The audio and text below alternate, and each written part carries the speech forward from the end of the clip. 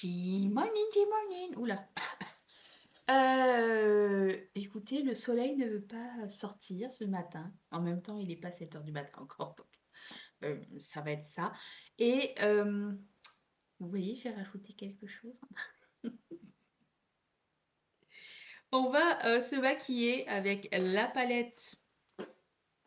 Je pense finalement que c'était des monos euh, de Little Cosmetics. J'ai cherché sur leur site et dans les archives, mais j'ai rien trouvé. Donc je pense vraiment que c'était des monos que j'avais pris chez eux. À un moment donné, ils m'avaient contacté pour faire ma propre palette. Mais je sais plus.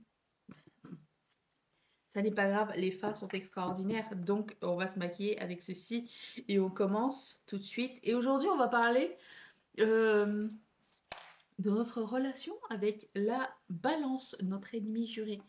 Oh, j'ai plein de choses à dire.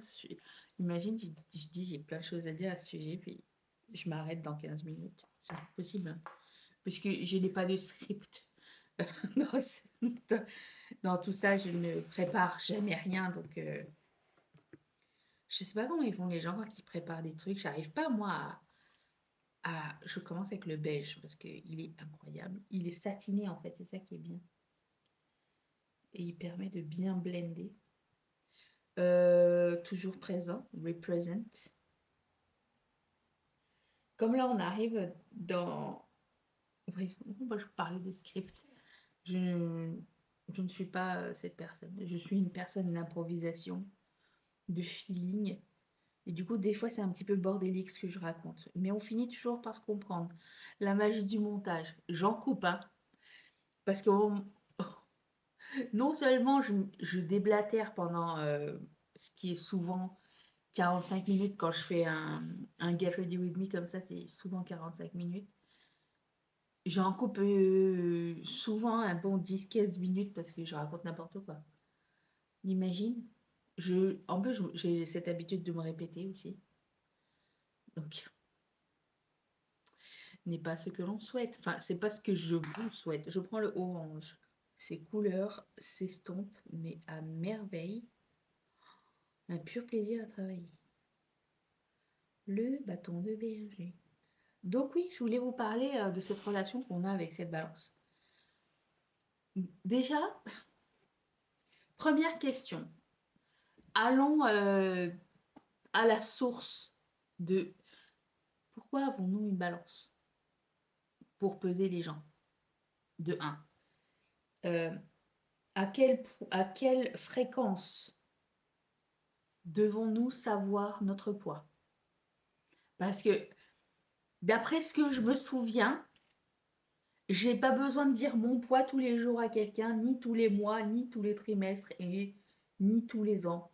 Je sais pas à quel point on doit garder un contrôle sur le chiffre qui définit une masse corporelle, de un. Donc, à partir du moment où j'ai réalisé ça, je me suis dit, mais je vais la jeter, je vais la balancer, la balance. Balance, la balance. Euh, Parce que c'est là, ça prend de la poussière. Je ne monte jamais dessus. Je montais dessus seulement quand je faisais des régimes, ce qui n'est plus le cas. Et c'est ce qui indiquait si mon régime fonctionnait ou pas, si mon humeur allait être bonne ou pas, si j'avais exagéré ou pas. Je pense que le gros bon sens peut entrer en ligne de compte. Parce que si c'est pour des raisons médicales, euh, à moins vraiment que ce soit vraiment particulier, c'est pas énormément de gens. Si c'est pour des raisons médicales, ton docteur, il en a une balance. Il y a des balances publiques. Alors après, il faut oser, mais bon, moi, si c'est pour savoir combien je pèse pour, je sais pas, pour un examen ou quelque chose comme ça, il y en a toujours dans les hôpitaux, il y en a toujours chez les docteurs. T'as pas besoin d'en posséder une. Si c'est pour lever une valise, tu as les pèse-valises. Si c'est pour les enfants, les bébés, tu as les pèse bébés. Mais je pense qu'il y a un bon suivi. Enfin, dites-moi hein, s'il y a une utilisation de la balance que je ne connais pas, qui nécessite de d'avoir cet appareil à la maison tous les jours et pourquoi on monte dessus tous les jours? Je n'ai jamais compris. En plus de ça, on fait ça le matin et et j'ai l'impression que ça va dicter, en fait, le reste de ta journée et c'est un chiffre et je trouve qu'on donne beaucoup trop d'importance à ce chiffre. Il y a beaucoup trop de pouvoir dans notre vie. Donc, dites-moi dites-moi vous, comment vous vivez le truc? Est-ce que vous vous pesez tout le temps? Moi, je connais beaucoup de personnes qui se pèsent tout le temps pour avoir un contrôle, pour savoir où est-ce qu'ils en sont. Mais j'avais lu quelque part, et encore une fois, je ne suis pas docteur, ni nutritionniste, ni diététicienne, ça se saurait. J'ai lu quelque part que le corps d'une femme, précisément, il est dans sa normale qu'une semaine dans le mois et que le reste est faussé. Ça veut dire les hormones, les règles, les émotions, tout ça, ça entre en ligne de compte et en gros,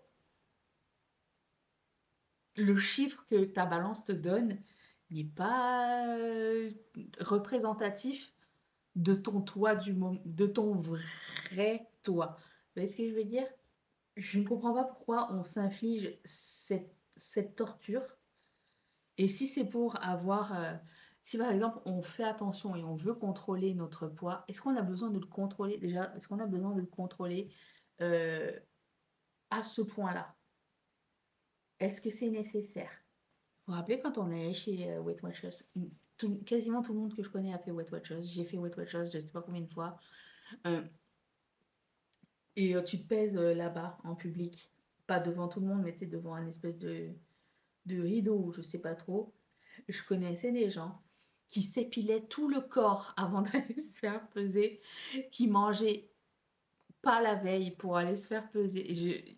Genre, toutes les entours la poule euh, pour avoir une belle étoile le lendemain. Est-ce que c'est vraiment ça qu'on veut? Est-ce que c'est des habitudes saines de vie on se donne? Le programme en lui-même, c'était pas un problème. C'est pas le fonctionnement du truc. C'est comment nous, on arrivait à tricher le truc. Enfin, moi, personnellement, après, tellement j'étais pas prête à ce moment-là. Après Weight Watchers, si pour me récompenser, j'allais au McDonald's. Donc, le truc ne servait à rien à l'époque pour moi. Je continue à aller au McDonald's à ce jour. J'estime pas que je fasse une diète. J'essaye juste. Déjà, j'aime pas le mot diète et j'aime pas le mot régime. J'essaye juste de m'apprendre de meilleures, et pas les. C'est pas toujours les bonnes, puisque j'aime toujours aller au McDonald's et que j'y vais assez souvent. euh, de meilleures habitudes de vie. Ça veut dire que oui, je mange bien, je mange ce que je veux. J'essaye de, comment dire, d'être raisonnable, entre guillemets, sur ce que j'ingère. Mais d'un autre côté, je fais du sport, je reste active. euh, et ma seule façon de, comment dire, de savoir où est-ce que j'en suis avec mon poids, c'est de mettre un vêtement et voir comment je me sens. Et si je me sens mal, il n'y a pas de tu vas demander à quelqu'un est-ce que tu trouves que j'ai grossi ou monter sur la balance. Si tu te sens mal, tu te sens mal. C'est entre toi et toi, tu n'as pas besoin d'une confirmation numérique. Moi, je pense qu'on devrait y aller à l'intuition. En fait, c'est ça que j'ai envie qu'il soit un petit peu plus, comment dire, normalisé. Si ton corps a faim, ton corps a faim. Si tu as envie de manger du chocolat, mange du chocolat. Tu vas être mieux après. Ça va te faire du bien. Ça va être sorti de ton système et tu pourras passer à autre chose au lieu d'obséder dessus et de te triturer l'esprit pendant je sais pas combien de temps en disant j'ai envie, ouais, mais il faut pas. Ça, pour moi, je pense que c'est le pire des trucs. On se met une culpabilité qui n'a vraiment pas lieu d'être. Sors le truc de ton système, fais ce que tu as envie de faire, passe à autre chose. apprécie le moment surtout, culpabilise pas pendant que tu fais et la vie est trop courte pour, culpabiliser pour un morceau de chocolat, d'accord? Hem et je pense enfin moi j'essaye d'y aller à l'intuition. Des fois il y a la pression sociale, c'est sûr, mais si il y a entre guillemets, j'ai envie de dire la pression sociale, quand tu es avec tes amis qui te disent: «Est-ce que tu vas prendre un autre coup?» Moi je dis jamais non. Voilà, sauf moi je bois plus que ce que je mange, OK? Par exemple, s'ils me disent: «Tu vas te resservir», moi à un moment donné je ne peux pas, hein. La pression sociale je veux, mais moi c'est plus, au moment de l'apéro ou digestif ou entre les 2, tu vois? Je suis plus ce genre de personne. Le sucre de l'alcool, hem et le fast-food et l'histoire de ma vie. Est-ce que le lendemain quand je vais me réveiller, ma première pensée ça va être: «Oh putain, j'aurais pas dû», à part la migraine, mais si tu sais boire, si tu connais ton corps, tu as plus de migraine. Qu'est-ce qui va entrer en ligne de compte le lendemain matin? Que tu aies passé un bon moment ou le moment où tu te dis: «Va falloir que je monte sur la balance». La balance, va gâcher tout ce que tu as vécu la veille et te mettre ça en négatif et en disant genre: «Tu aurais pas dû, tu un échec, tu encore exagéré, tu peux jamais y arriver, à chaque fois tu dois recommencer» et nanani nanana. On a déjà assez de je trouve qu'on a déjà assez de choses négatives, lancées vers nous dans la vie que donnons-nous une chance. Est-ce que c'est si grave de prendre 1 kilo aussi? Qu'est-ce que ça va changer dans l'absolu? Qu'est-ce qui fait que tu vas être plus heureuse à, je sais pas, 50 kilos que à 80 kilos, que à 160 kilos? C'est où est-ce qu'on met la limite? Parce que moi, j'avais essayé ça avant et je me suis dit: «Quand je vais atteindre tant, heu, je vais être plus heureuse». Ce qui est ce qui s'est passé dans mon cas, c'est que quand j'ai atteint tant, je voulais encore descendre et je voulais encore descendre et je voulais encore descendre. J'étais jamais heureuse. Donc je me suis dit: «Tant qu'à être, vivante et en bonne santé», parce que je ne suis pas en mauvaise santé personnellement, je parle toujours de mon expérience, beh, profites-en, profite de chaque moment et voilà, va, avec tes convictions et tes je sais pas, ton intuition. Voilà, pour moi, c'est vraiment plus l'intuition. Je sais aujourd'hui qu'un chiffre ne va pas changer quoi que ce soit. Heu, Si on me demande combien je pèse, combien de gens t'ont demandé combien tu pèses? Personne te demande. À quoi ça sert de le savoir? Je suis encore là. Si quelqu'un me demande combien je pèse, je vais pouvoir lui dire éventuellement, si je me rappelle, mais je me rappelle pas. La dernière fois que je me suis pesée, c'est quand j'avais été aux urgences. Je sais pas pourquoi ils m'ont pesée parce que j'avais juste une plaie, mais écoute. Hem, Est-ce que l'IMC est toujours pertinent? Mais dites-moi si je me trompe, hein. Je dois peut-être oublier quelque chose. Quand est-ce qu'elle est arrivée la balance en nos vies? Je ne sais pas. Je pense qu'elle est arrivée petit pour voir si on grandissait bien et en santé. Selon moi, hein, mais j'ai pas fait de recherche. Selon moi, c'est pour savoir si, ta croissance est bonne et puis après ça, bah, c'est resté. Et là, c'est resté pour te dire: «Est-ce que tu es une bonne personne, oui ou non?» Donc là, j'arrive, putain, je me suis encore salie. J'en ai marre. Hier, je suis en train de trier, mes fards liquides. Je me suis arrêtée au plein milieu parce que c'était un peu trop déprimant de toutes les foutre à la poubelle. Mais du coup, là, j'ai des petits boutons sur la main parce que je pense que j'ai dû en prendre quelques périmés pour les swatcher et ça me gratouille là. Je comprends pas. Si, je comprends. Alors, qu'est-ce que je fais? Oui, donc j'arrive, à cette, je sais plus quel mois parce que c'est un update de ma remise en forme. C'est pour ça que je voulais parler de cette relation avec la balance. Mais oui, où est-ce qu'on en est sport? Sport, mon tapis de marche, est décédé officiellement. J'ai essayé de le réparer. Hem, le tapis de marche était une, raison pour laquelle j'ai pris ce tapis de marche, c'est que tous les tapis de marche ne prennent pas tous les poids. Donc, il faut faire attention à ça. Et c'est là que, oui, une balance aurait été judicieuse. Mais j'ai été dans... J'ai pris celle avec un poids bien plus élevé que le mien. Et je savais. Donc, je pense qu'elle pouvait prendre jusqu'à 200 kilos. Je ne fais pas 200 kilos. Donc, ça, c'était bon. J'ai pas besoin de me peser pour savoir si c'était bon. Une fois que j'ai besoin de me peser, et je me suis pesée devant mes collègues et ma boss, parce que ma boss du moment, d'avant, elle devait m'acheter un nouveau tabouret de travail. Et là où elle cherchait, il y avait des poids pour le tabouret. Donc elle m'a dit, est-ce que ça te dérange de te peser pour qu'on sache si le tabouret va tenir ou pas? Je dis, non, pas du tout. J'ai été prendre la balance, j'ai été me peser, et puis voilà. Est-ce que j'en ai fait un cas? Non. Est-ce qu'elle en a fait un cas? Pas du tout. C'était juste informatif. Tout du moins, je l'ai pris comme ça. Et je pense que il y a pas besoin de, il y avait pas d'autres raisons.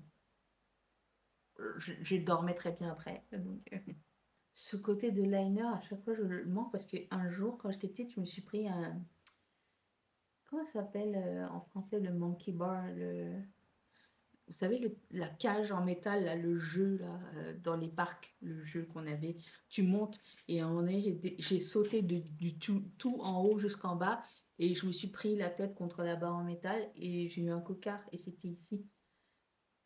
Ce qui explique bien les choses, je sais. Bah ouais, j'ai plus de tapis. Donc, bah, ce que je fais, c'est que à la place de faire de la marche le soir, en attendant de m'acheter un nouveau tapis, euh, je fais 2 exercices de Grow with Joe dans la journée. C'est tout, j'ai remplacé. J'aurais pu me dire, bah, je peux plus marcher, je vais arrêter. Ça, c'était la mois d'avant. Oh, ben là, ça marche. J'ai plus. Ma routine change. Donc, je vais faire du sport qu'une fois dans la journée. Ça, c'était moi avant.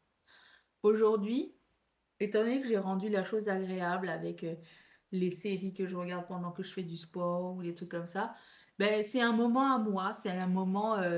Déjà, il y a le premier moment de la journée qui réveille mon corps et le moment de la fin de journée où je fais le cardio, la marche. Et ce moment-là aussi signifie que ma journée de travail est terminée et que Mathieu va arriver. Et du coup, ça met comme un moment positif euh, dans cet instant de truc. En plus, on va pas se cacher, marcher, c'est pas dur, ok? Marcher 30 minutes, c'est pas dur. Alors, je marche entre 30 40 minutes, ça dépend. C'est, je pense, que c'est l'activité la moins dure. Je pourrais sortir, mais j'ai pas envie de sortir. J'ai envie parce que tu connais pas ton pace vraiment. Moi, j'aime bien savoir la vitesse à laquelle je vais et tout ça.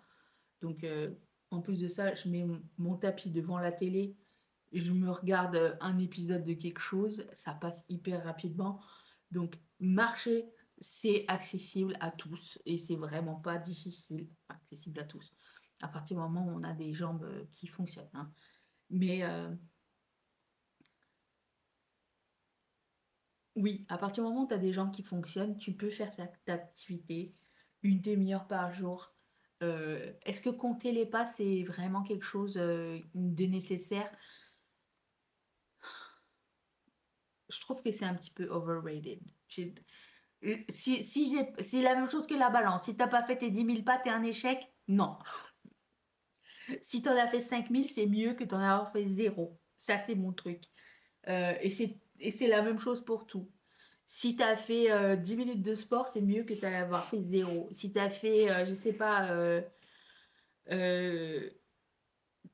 je sais, n'importe quoi. Si par exemple, tu as pris une action plus saine dans ta journée que d'habitude, ben c'est mieux. Au lieu de prendre un coca, tu as pris un Perrier, ben c'est mieux, ok? Il y a des petites victoires dans tout et il faut pas l'oublier. Parce que j'ai l'impression qu'on voit toujours genre le, le, le but inatteignable et on se décourage vite. Mais non, avant ce but d'Ateliam, il y a des petites marches pour arriver au sommet. Et après, c'est sûr que si on est influencé et qu'on se dit c'est l'été et il va falloir que ce soit demain que je réussisse à faire, à rentrer dans une 36, ben là, c'est pas très réel. Même s'il y a certains magazines et certaines.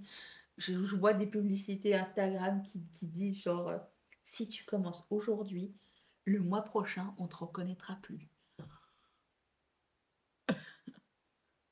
Ok, mais est-ce que c'est vraiment obligé d'être aussi express et aussi stressant?